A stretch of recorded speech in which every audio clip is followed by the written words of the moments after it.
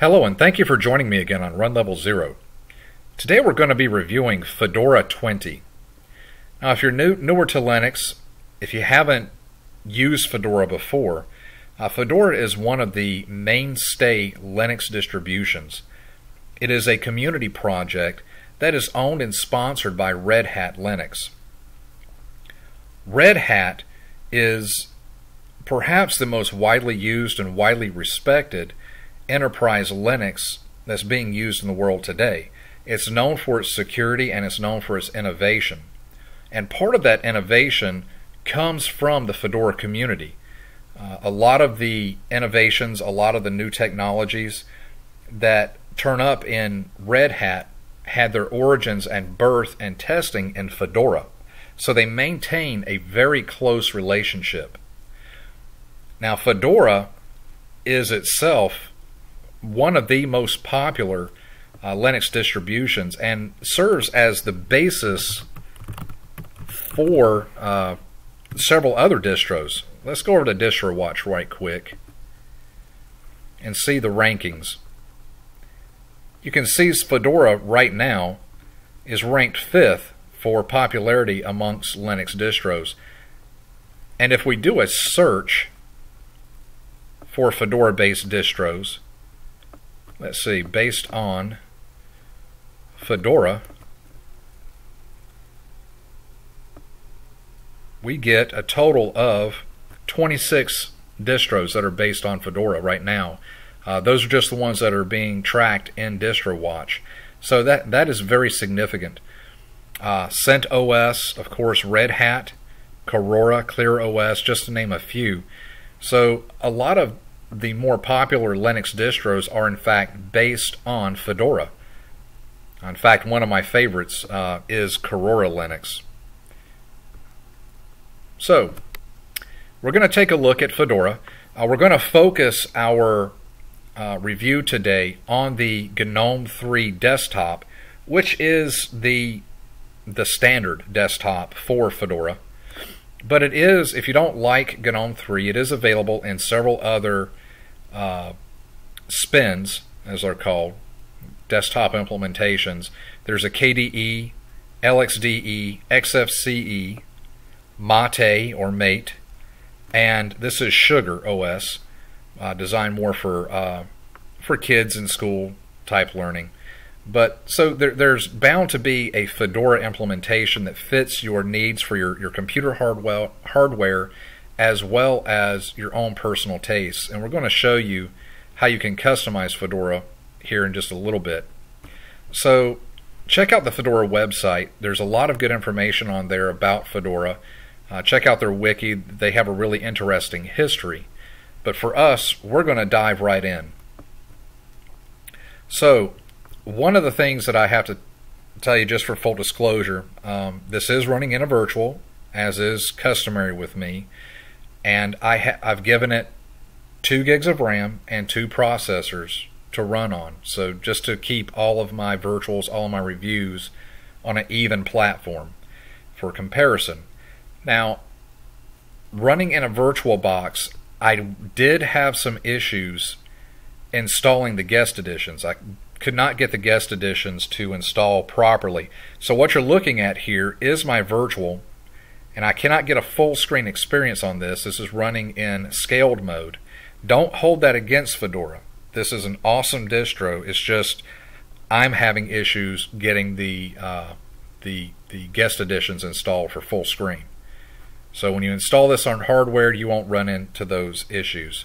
So what you're looking at is the Fedora desktop with my XFCE panel from my host system.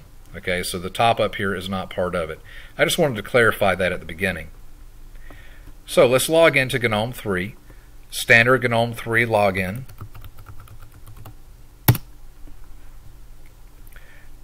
It boots up fairly quickly. It's about standard with GNOME 3. So booting up, we have a fairly plain desktop. One of the things that I like about Fedora, they don't do a whole lot to customize the system. You're going to get a rock solid base system to build upon and customize as you like. So you get a nice blue theme and blue theme background. Right-clicking on the desktop will allow you to access the settings panel, and you can see that my graphics are a little bit buggy here. Again, that's not really Fedora. It's just the results of it running in a virtual environment. But you can also change the background.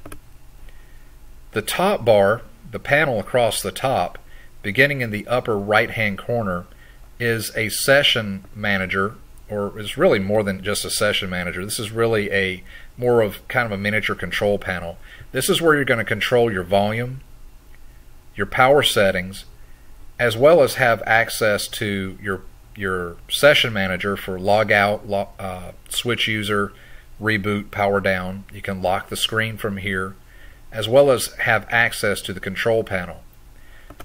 Launching that control panel, the GNOME 3 control panel, or all settings menu, is where you're going to administer your system, and everything you need is right here at your fingertips.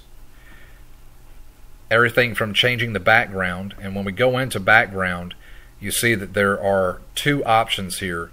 The one on the left is actually going to be your wallpaper. The one on the right is what's going to display if your screen is locked. Let's see, a couple other things I wanted to touch on here. Your online accounts. This is going to allow you to, if you have a Google account or even a Facebook account, you can add those here.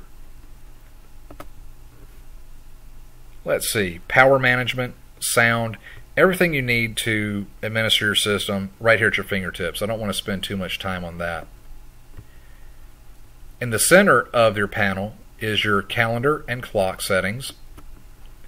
And in the upper left-hand corner, the activities menu. This is where you're going to control your system most of the time. Clicking on the activities menu, this is going to give you your primary control area. On the left-hand side, you have access to your quick launch icons, and they've set up a few by default. Firefox is the default web browser, with Evolution for your email client, Empathy for chat, Rhythmbox for playing music, Shotwell for photos. LibreOffice is installed, and you have quick access to the LibreOffice Writer, your file manager, and Documents. Documents is something I really wanted to launch and show you. This is something new to Fedora. And launching Documents, there's a great quick start guide. What this is, when you sign in with, say, your Google account, you'll have access here to your Google Docs, which was really neat. You can actually, let me get back over here to the beginning because I've already looked at this once. It says, will allow you to access all of your documents in the cloud and on your device. Take a look at the basics.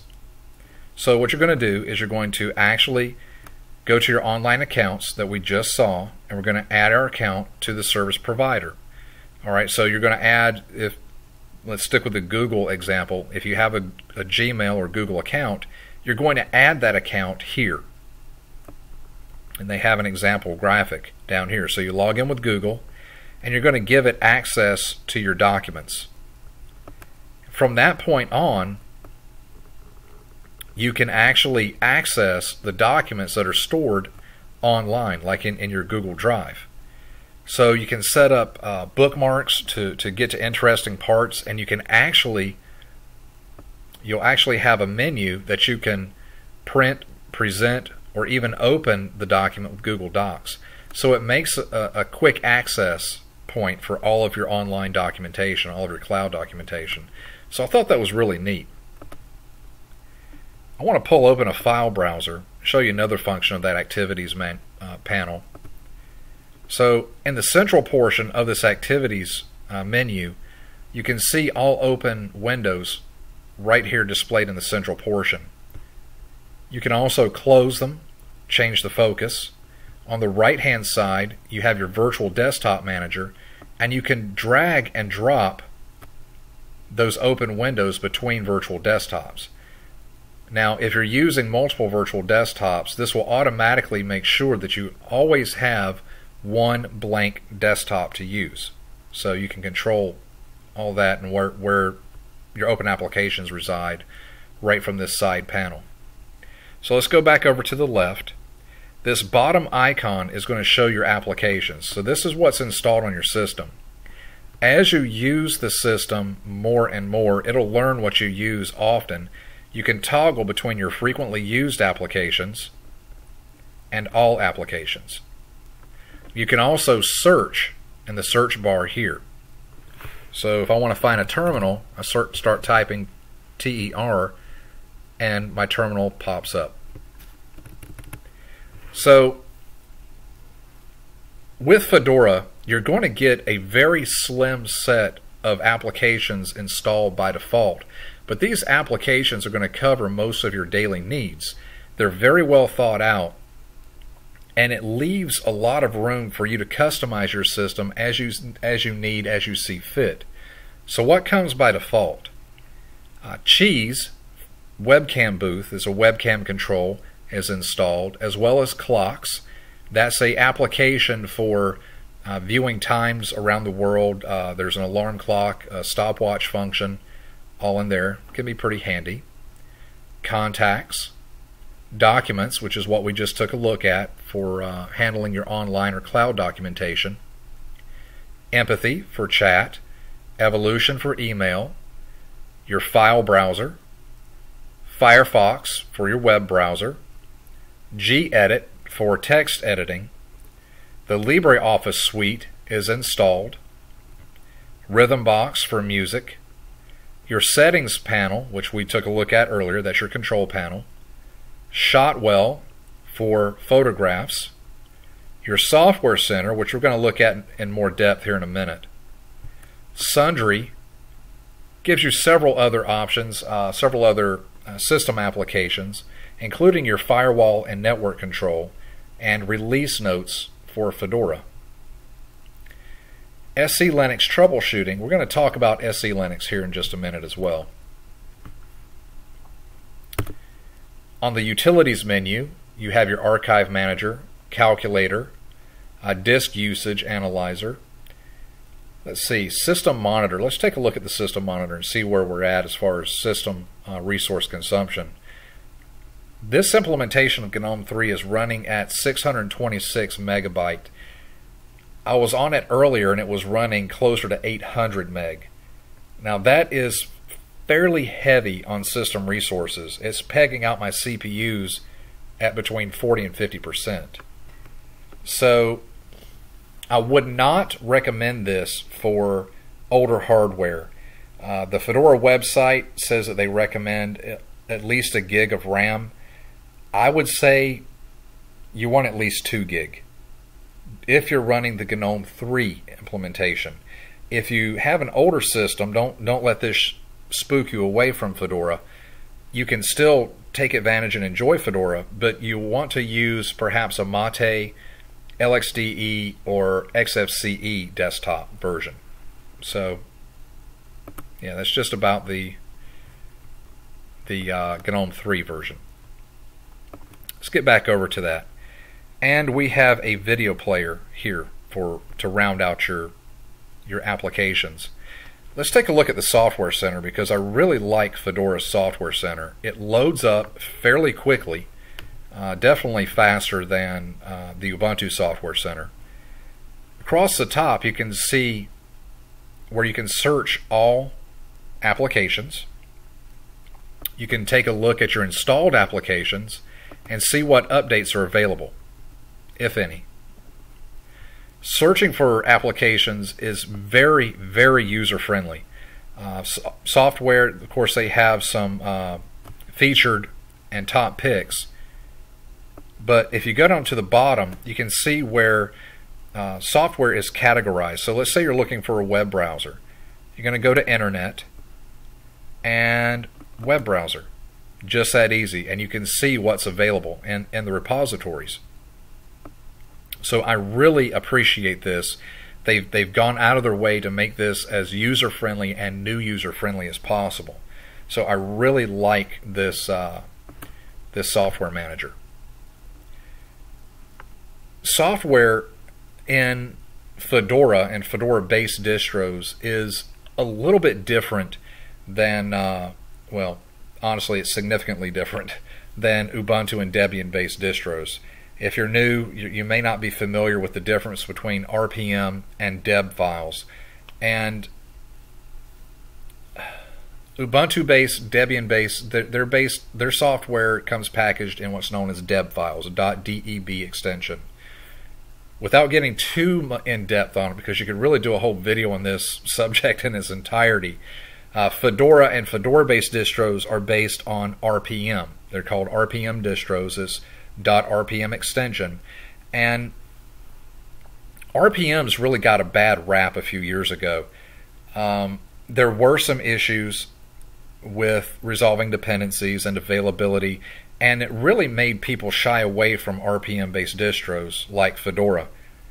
But and I was included in that number. When I first started in Linux, I had a few bad experiences with Fedora and with OpenSUSE, and particularly with their package management and getting stuff installed and running. So I actively avoided RPM distros until about a year ago. I gave it another try, and I found I was pleasantly surprised to find that RPM has really come a long way in the last couple of years. So I have no problem using an RPM distro anymore, and I actually enjoy it. In the back end of it, let's go ahead and launch a terminal, because I want to show you what I really like about Fedora's package management. If you've been using Ubuntu or Debian, you may be familiar with how to update your system or install packages from the terminal.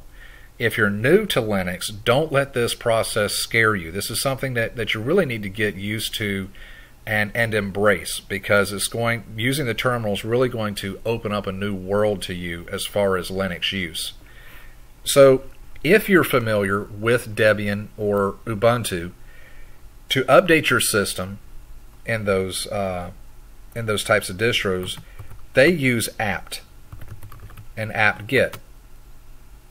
To update those systems, you're going to run an apt-get update, which is going to update your repository and package cache. So it's going to let your computer know what's available in its repositories. And then to actually update your packages, you're going to do && apt-get upgrade. And what that's going to do is, say you have Firefox installed, and there's an update available for Firefox. Well, that apt-get upgrade is going to get all of those updates available, or all those updates that are available for your system, and allow you to install them. Fedora uses yum. Now, all of this that we have going on just to update our system in Ubuntu or Debian, we can do it all by just running yum update. And that's going to do the same thing. It's going to refresh our cache and get all of our updates.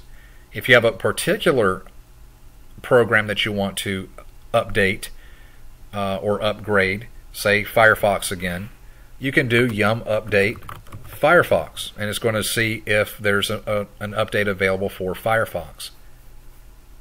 Another great thing that you can do with yum is groups. Okay, so let's say you want to you just installed a fresh Debian system and you want to turn it into a web server. All right, what you're going to have to do is, either through the command line or through your package manager, you're going to have to go out, you're going to have to know what you're looking for, and for, say, Apache and all the different daemons, which are services in Linux, and all of your supporting packages and software, you're going to have to do all of that manually, okay? Which gives you a fine level of control, but it can be time consuming. With yum, you have what are called package groups. You can do a group install. So we're going to do a yum group list to see what groups are available. And this is going to refresh and show us what packages are available. And I happen to know that there is a group list. Let me maximize that. There is a group list somewhere in here, or there was. There we go, for web server. So what this is where someone has gone and taken all of those required packages for making a web server out of a Fedora distro and put it in a package group. So if we wanted to, we could install all those packages, all that software with one shot by doing, well, we'd have to become super user, give it our password, okay, and then we do a yum group install quote, and remember Linux is case sensitive, so web server. Now when we hit enter, it's going to refresh and it's going to grab all of those packages. If you want to see what's in the package, they're all going to be listed for you, and it's going to give you the option to install them. You can say yes, you can say no, or you can tell it to download only. So I'm going to take a pause here because I think I made a mistake in trying to download this for a demonstration purpose. Okay, that didn't take too awful long. So you can see what all packages are included in this list, including dependencies. And so all of this you would have had to done manually, and with the exception of some of the dependencies. The group install makes installation so much easier, and I'm going to say no here. If we take a look, though, at our Yum group list again, you can see that there are several groups that you can play around with and install. You have an Office and Productivity suite, network servers, books and guides is a good one for you to get some really good information. Administration tools. There are several great packages that you can use to customize your system, including packages. You can see available environment groups. These are all desktop environments that you can install. So if you did a minimal install or a basic install of Fedora, you can use this to install the desktop environment of your choice. So including the Cinnamon Desktop, LXDE, they're all available here. So if you want to experiment, it makes it really easy for you. So we're done looking at that. I'm going to exit cleanly, get rid of these super user privileges. I'm really impressed with Fedora, and I'm impressed with Fedora-based distros. Like I said earlier, Aurora is based on Fedora, and that's actually one of my favorite distros, one of my top picks. So who should use Fedora? Anybody can use Fedora. Is it appropriate for a new user? Absolutely. Now, let me caveat that. While Fedora is good for a new user, GNOME 3 Desktop may not be. So, GNOME 3 is a great desktop. Depending on how adventuresome you are as a new user, you may or may not like the GNOME 3 Desktop. But like we covered earlier, there are a lot of different Fedora spins that are available for you, including KDE, LXDE, XFCE. You're going to be able to find something that fits your style and fits your liking. If you are looking for a more traditional desktop layout in Fedora, I would suggest the KDE or LXDE spin. Okay, it might provide an environment and menu style that's a little more comfortable for you. So, enough rambling from me. Why don't you go ahead and download Fedora, give it a try. Let me know what your experience is with it. Give me some feedback. If there's another distribution you would like me to take a look at, please leave it in the comments below. I've really enjoyed my time in Fedora, and I'm excited to follow them and continue to watch this project grow. Thank you for joining me. I hope to be with you again soon for another video.